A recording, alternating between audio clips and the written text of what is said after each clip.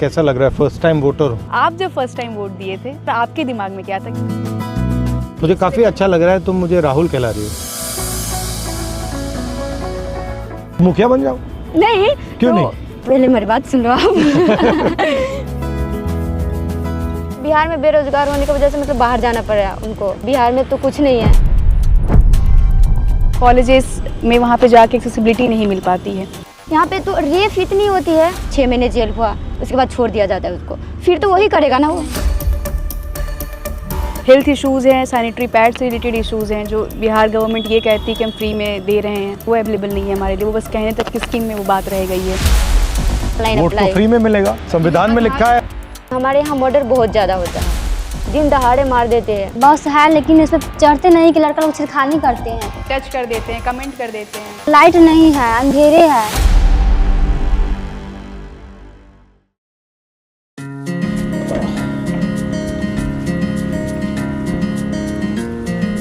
बताओ क्या हो रहा है?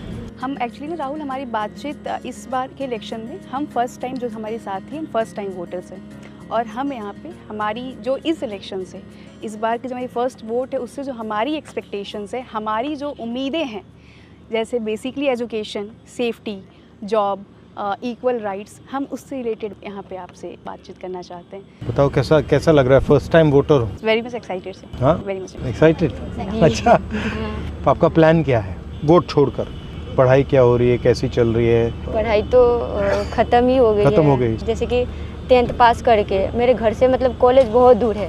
अच्छा। मतलब वहाँ तक मैं जा नहीं पाती हूँ, और मम्मी पापा भी घर से अलाउड नहीं करते हैं इस वजह से कि हमारे यहाँ मर्डर बहुत ज़्यादा होता है, दिन दहाड़े मार देते हैं। लड़का जब सेफ नहीं है तो हम लोग कैसे सेफ रहेंगे? इस वजह से मेरी मम्मी पापा मतलब। बट आप जाना चाहती थी यूनिवर्सिटी या नहीं? जाना चाहती थी, लेकिन इस डर के वजह से नहीं जाती थी। तो आपको डर लगता है बाहर जाने से? बहुत डर लगता है। आप सबको लगता है डर बाहर जाने से? डर तो सबको लगता है ना। बसेस में, ट्रेन्स में, एवरीवेयर लोग तंग करते हैं आपको? कॉलेजेस बहुत सारे लोग तंग करते हैं। कैसे क्या करते हैं? पासिंग बाय आवर साइड और वो टच कर देते हैं, कमेंट कर देते हैं, और मतलब वो कुछ घूरते हैं, कुछ खराब एक्शंस कर देते हैं, कुछ कमेंट पास कर देते हैं। तो सबके साथ होता है। बहुत unsafe। जैसे कि तो आप बाहर जाते हैं तो आप अनकंफर्टेबल रहती हैं? मतलब कंफर्टेबली आप कहीं नहीं जा सकते?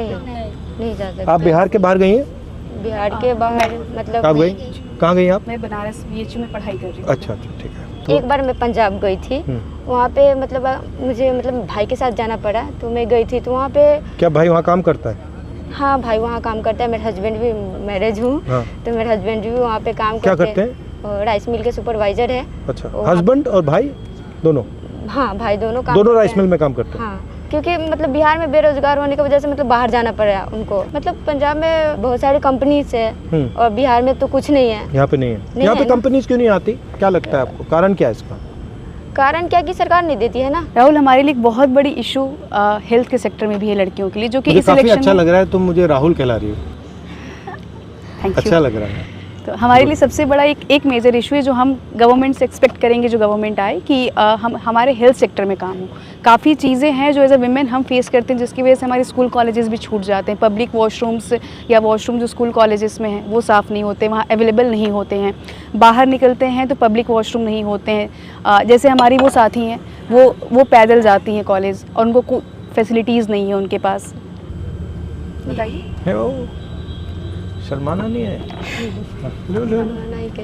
मैं 3 किलोमीटर दूर पैदल चलकर मैं कॉलेज जाती हूँ, और रोड पे कोई सुविधा नहीं है। बस है लेकिन इसमें चढ़ते नहीं कि लड़का लोग छिड़खानी करते हैं, और रोड पे टॉयलेट नहीं है कि इसमें मैं जा सकूँ।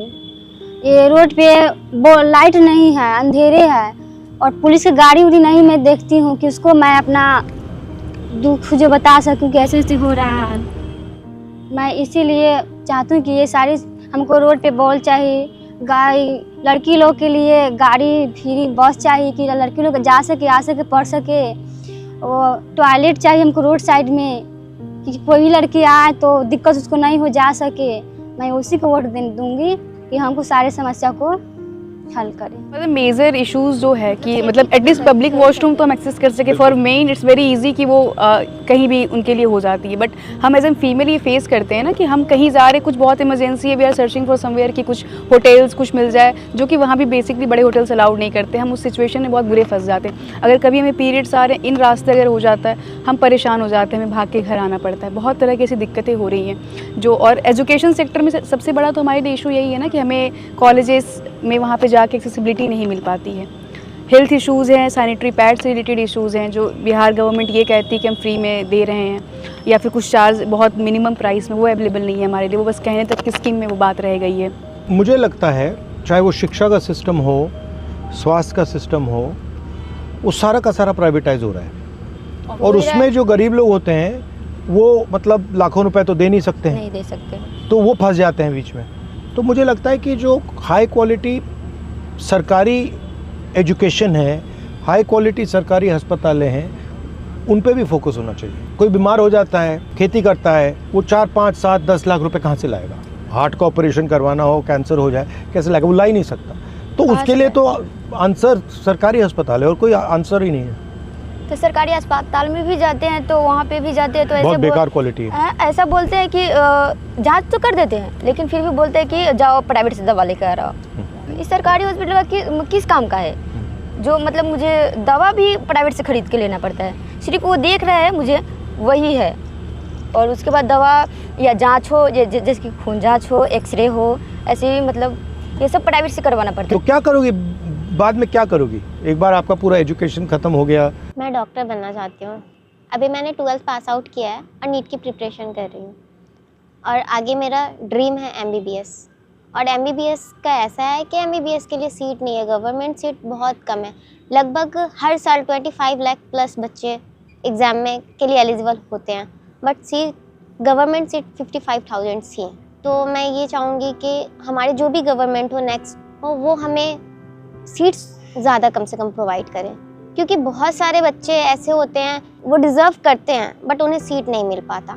और कभी कभी ऐसा हो जाता है जैसा कि पिछली बार हुआ, NTA ने क्या किया था, तो इस वजह से जिस बच्चे को मतलब जो बच्चा डिज़र्व करता था वो भी नहीं कर और ये पाया। यहाँ पे बिहार में काफ़ी पेपर लीक हो जाता है, कैंसिल हो जाता है, कभी पेपर कैंसिल हो रहा है, कभी और जैसा कि भैया मतलब ये तो चलता जाता है, ड्रामा चलता और रहता जैसा है। कि भैया आप जानते हैं कि बिहार एजुकेशन के मामले में अब भी बहुत पीछे है, खास करके बिहार की लड़कियां बहुत पीछे हैं। और कहीं ना कहीं इशू ये है कि हमारे गांव में स्कूल नहीं है, कॉलेज नहीं है, जिसके कारण हम अपनी एजुकेशन इनकम्प्लीट कर पाते हैं, नहीं कर पाते। और कहीं बाहर जाके करना हो तो फैमिली अलाउ नहीं करते हैं। अगर वो चीज़, वो सुविधा अगर हमारे गांव में हो, हमारे गांव में अगर स्कूल हो, कॉलेज हो, तो हम कर पाएंगे, हम अपनी एजुकेशन कंप्लीट कर पाएंगे। कहीं ना कहीं हमें वो उम्मीद होती है, चाहत होती है कि हम कुछ करें, पर वो फैसिलिटीज़ नहीं मिल पाती है जो कि गवर्नमेंट को प्रोवाइड करनी चाहिए थी, जिस वजह से हम अपनी एजुकेशन इनकम्प्लीट करके छोड़ देते हैं। जो मतलब थोड़ा अमीर है वो तो अपने बच्चे को प्राइवेट में भेजते हैं, सरकारी बनी किस लिए, मतलब उसमें तो हम सब लोग जाते पढ़ने ना, तो अमीर लोग प्राइवेट स्कूल में पढ़ाते हैं अपने बच्चे को, और जो गरीब लोग हैं वो जाते हैं सरकारी में।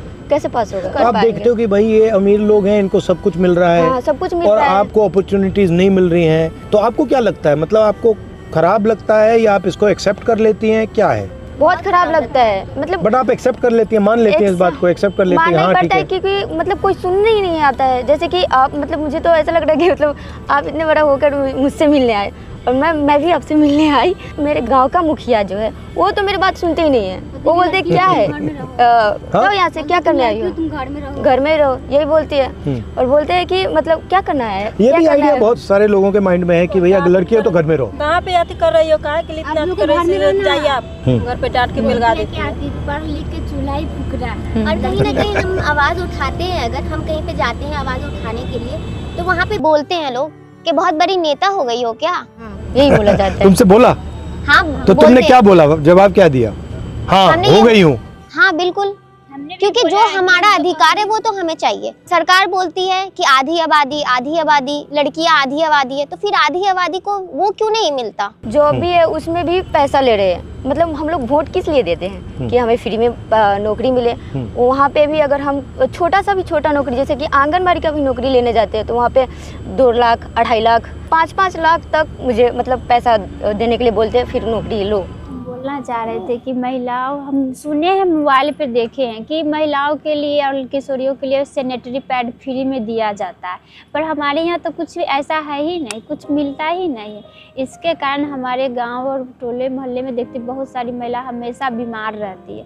अब बीमार के कारण वो अस्पताल जाती है तो एम्बुलेंस बुलाती है, उसमें भी खर्चा देना पड़ता है। आशा को बुलाया तो वो भी खर्चा मांगती है। सरकारी अस्पताल पे जाए तो सरकारी अस्पताल में अच्छी मतलब कि क्वालिटी नहीं रहती है। जांच वगैरह करने के लिए प्राइवेट में भेज दिया जाता है। तो फ्री में देना चाहिए सैनिटरी नैपकिन, फ्री में देना चाहिए, हर मंथ देना चाहिए। मेरा कहना ये कि फ्री में नहीं तो कम से कम रेंज में भी दिया जाए तो हर घर जो उसे तो लग्जरियस प्रोडक्ट गवर्नमेंट क्लेम कर चुकी है ना, जिसका टैक्स वो ले रही है, उस पर भी टैक्स होते हैं हमारे लिए, तो वो हमारी सबसे नीडेड चीज़ है। हर मंथ उसकी ज़रूरत होती है हमें, हर मंथ ज़रूरत पड़ते तो हर मंथ मिलना चाहिए। हम भी पॉइंट है, इन्होंने ही हमसे शेयर करा था, हम जब बातचीत कर रहे थे आपस में। आप पहले नहीं मिली हो, यही मिली हो? हाँ। तो इनकी वोटर आईडी ना इन्होंने अप्लाई करी थी 2 साल पहले, मतलब इनको अब जाके वो इशू हो रहा है। जब इन्होंने ऑनलाइन थोड़ा जानकारी ली तब इनसे वो जो वोटर आईडी जो फ्री में होता है, जो हम लोग ऑनलाइन फ्री में करवा लेते हैं, इनसे 2000-3000 चार्ज कर रहे थे। क्यों? क्योंकि मतलब मुझे कौन बीएलए करा रहा था? कौन? Corruption type. हाँ, मुझे नहीं, मैं नहीं जानती कि वो कौन था, क्योंकि मैं अपने ससुराल से थी तो मेरी सास लेकर गई थी, तो वहाँ पे मुझे नहीं पता कि वो कौन था, लेकिन मांग रहे थे 2000-3000 ऐसे करके पैसा दो, उसके बाद मैं बनाता हूँ। तो मैं बोली इतना तो मेरे पास है नहीं कि मैं दे सकती हूँ उनको, तो मैं बोले चलो ठीक है छोड़ ही देते हैं, क्योंकि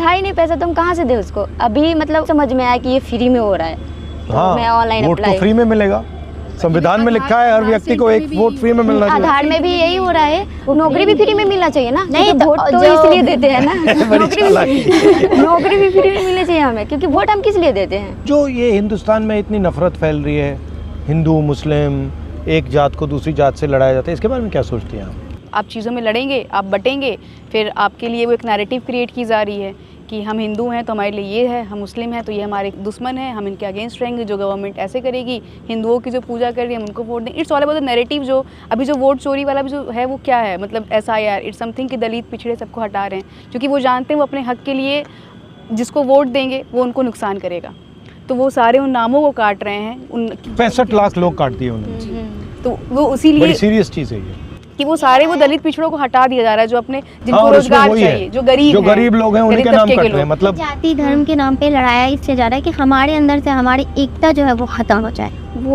वोटर लिस्ट में से तो एकता से कौन डरता है, क्यों डरते हैं? एकता से क्या हो जाएगा? अगर आप अगर हम हिंदू मुसलमान सब एक हो जाएंगे तो फिर क्या होगा? हम लोग अगर एक हो जाएंगे तो हम लोग जो चाहेंगे वो हो सकता है। अच्छा, आप किसी से नफरत करती हो? नहीं, आप करती हो? आप करती हो? आप मैं करती हूँ। किससे करती हो? मैं नीतीश कुमार से करती हूँ नफरत। नफरत करती हो? हाँ, बहुत नफरत करती हूँ, क्यों? क्योंकि मतलब नफरत तो बहुत बड़ी चीज़ है। हाँ, इसलिए नफरत करती हूँ कि मेरे यहाँ दिन दहाड़े मर्डर होती है और उस पर कोई एक्शन नहीं लेते। मैं अपना आँख से देखती हूँ, सीधा बीच बाच ही फाड़ दिया जा रहा है। यहाँ पे तो रेप इतनी होती है, रेप में भी मतलब कोई केसेस मतलब ले लेते हैं, लेकिन उस पर कोई मतलब कार्रवाई नहीं। जैसे कि मतलब 6 महीने जेल हुआ, साल भर जेल हुई, उसके बाद छोड़ दिया जाता है उसको, फिर तो वही करेगा ना वो, फिर मतलब कोई अच्छी नहीं होता है, छोड़ देता है ना, फिर उसका भी कोई अच्छी होना चाहिए ना, सजा होना चाहिए। और नफरत आपको नहीं होनी चाहिए, गुस्सा हो सकता है, हाँ गुस्सा, इरिटेशन हो सकती है कि यहाँ ये ठीक नहीं, बट नफरत क्योंकि उन्होंने जो नफरत इसलिए होना मतलब ऐसा नफरत से आप अंधी हो जाओगी। क्यों नहीं करते हैं वो, मतलब अगर वो अगर करे, अब मतलब अगर नहीं कर रहा कार्रवाई है तो करे, अब तुम करो। कैसे करूँ कि कुछ सुनता ही नहीं है ना। अब सुनाओ। पुलिस कौन सुनने आएगा? जैसे आप सुन रहे हो, अब मैं सुन रहा हूँ, सुना दिया तुमने मुझे। आप सुन रहे हो, क्योंकि जैसे कि मतलब अपने मैं बोली थी ना कि मतलब अपने गांव के मुखिया के भी जाके बोलती हूँ ऐसा कि तो मुखिया बन जाओ। नहीं, क्यों तो नहीं? वो मतलब पहले मेरी बात सुन लो आप। वो बोल रहे हैं कि मैं जाती हूँ उनके पास, मतलब कुछ भी शिकायत करने, तो तुम नेता हो क्या, निकलो यहाँ से, क्या करने आई हो, हम लोगों के बीच में क्या करने आई हो, क्या काम है, निकलो ना। नहीं वो आदत ऐसे कर देते बात हैं। सुनता है ना वो मुखिया, बात मतलब सुनता मेरे है, गांव कोई का मेरे मुखिया हो बात गया, जो सुनता मुझे है। जानता है मैं उनको जानती हूँ, वो ऐसा बोल रहा है तो दूसरा ने तो क्या ही सुनेंगे। और मुझे तो तुम्हें ये मुखिया बन जाना चाहिए। इस बात से खुशी हो तुम रही है मुझसे कि कहो अब मैं मुखिया बनूंगी, मुझे तो इस अब बात मैं से नेता हूँ, अब मैं तुम्हें हराऊंगी। मुझे तो इस बात से खुशी हो रही है कि मतलब इतने बड़े नेता जो मुझे सुनने आए। राहुल, एक क्वेश्चन थी हाँ, बताओ। कि हम सब तो फर्स्ट वोटर्स हैं, तो ये हमारी जो थी कि हम मतलब हम किस बेसिस पे वोट करेंगे, हमारी डिमांड्स क्या होंगी, ये सारी चीज़ें हमने आपसे शेयर करी। आप जब फर्स्ट टाइम वोट दिए थे, आप कब दिए थे और आपके दिमाग में क्या था कि आपको अपना वोट क्यों डालना है? मैंने तो कांग्रेस को वोट दिया। नहीं, वो तो मेरे लिए लॉजिकल था। नहीं, बट बताता हूँ व्हाई। क्योंकि उस टाइम शायद आज से भी ज़्यादा नफरत फैल रही थी, और मुझे लगता है कि जो पॉलिटिकल पार्टीज़ लोगों को जोड़ती हैं, जो बांटती नहीं हैं, वो देश के लिए बेहतर है। जो पॉलिटिकल पार्टी बांट रही है, किसी को हिंदू हो, मुस्लिम हो, सिख हो, क्रिश्चियन हो, या वो, उससे मुझे लगता है कि देश कमज़ोर होता है। तो उस टाइम मैंने इस बेसिस पे वोट किया। जनरली मैं इसी बेसिस पे वोट करता हूँ। मुझे लगता है जो पॉलिसीज़ का गरीब लोगों को फ़ायदा होना चाहिए। तो जो पार्टीज़ सारा का सारा काम जैसे अंबानी, अदानी, इन लोगों के करते हैं, तो उसमें मुझे इंटरेस्ट नहीं है, क्योंकि मैं चाहता हूँ कि ज़्यादा से ज़्यादा लोग विकास में पार्टिसिपेट करें, ज़्यादा से ज़्यादा लोगों को फ़ायदा मिले। तो ये मेरी थिंकिंग है। आप यात्रा कर रहे हैं बिहार में, हमने कुछ इश्यूज़ बताए आपको, हमारे कुछ ऐसा, तो हाउ डिड यू फील? एक बात मैंने नोटिस की है, बिहार में ठीक है एजुकेशन फैसिलिटीज़ कम हैं, बट इंटेलिजेंस बहुत है, मतलब अनलिमिटेड है। तो मुझे जब मैं यहाँ बैठा हूँ, मैं आपकी बात सुन रहा हूँ, मुझे लग रहा है कि भाई इतनी कैपेबिलिटी है, इसको ज़ाया क्यों कर रहे हैं? मतलब आप में इतनी क्षमता है, इतना टैलेंट है, उसको मतलब इसको ऐसे ही छोड़ दिया है कि भैया इसका कोई मतलब ही नहीं है, इसको बदलना चाहिए। अब बदलना आसान नहीं है, टाइम लगेगा, वो अलग बात है। अनलिमिटेड पॉलिटिकल अवेयरनेस है, समझ जाते हैं लोग, एक सेकंड में समझ जाते हैं, मतलब कन्फ्यूजन नहीं है। चलो, बहुत अच्छा लगा आपसे मिलकर, थैंक यू। फिर भी मैं एक बात कहना चाहूँगी, एज अ फर्स्ट वोटर, जो कि अभी अधूरी रह गई है ये बात। हम उस सरकार को वोट देना चाहती हैं जो हमारे लिए शिक्षा को लेकर के काम करे, और ये स्वास्थ्य को लेकर के काम करे, और जो भी हमें फैसिलिटीज़ मिलनी चाहिए एज अ गर्ल, वो हमें प्रोवाइड करे, जो कि हमारी सरकार नहीं करती, हमारे सेफ्टी के लिए भी कुछ भी नहीं करती।